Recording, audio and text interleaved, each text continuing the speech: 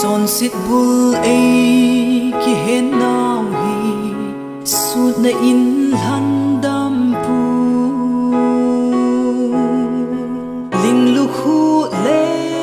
lalpun sil'in Thisan kai neunouvin puiyun Themlalte in tintang Thina hesoh toh-in athisah-un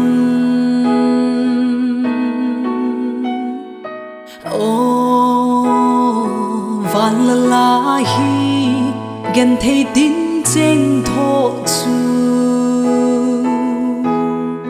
Israelte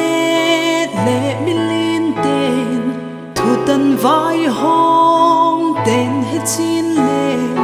pakai lau pina chu thing pel chunga koi man khai sang lo ding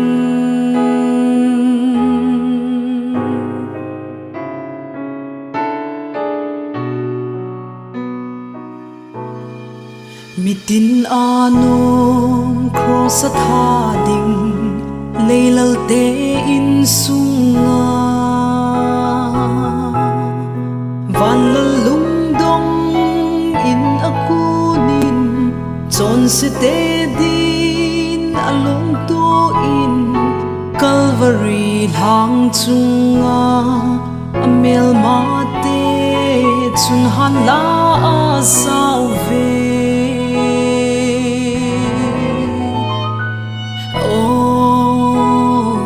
Vanlal hi Genthei tintang thoh Israelte le milenten Thutan vaihomten hechenleu pakai lau pina chu thing pel chunga koi man khai sang lo ding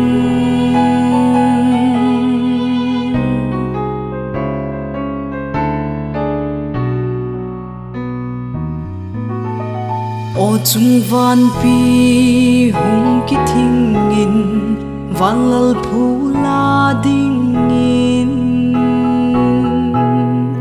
Leisit mi ten kalang sao hen Tui lon bangin li zong long hen Ling pi hung ki hot hen Vanlal dong lai Genthei Thini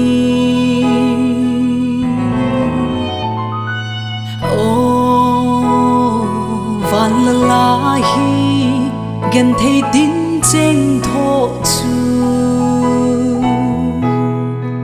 Israelte le milenten Thutan vaihomten hechenleu pakai lau pina chu thing pel chunga koi man khai sang lo ding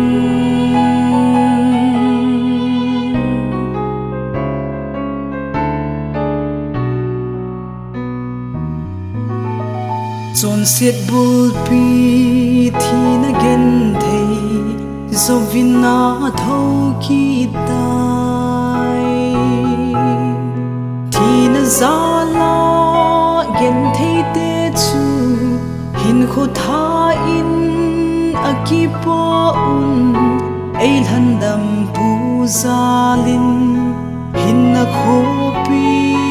kam no malo tau ve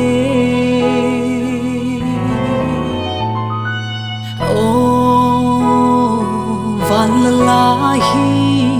Genthei tintang thoh Israelte le milenten Thutan vaihomten hechenleu pakai lau pina chu thing pel chunga koi man khai sang lo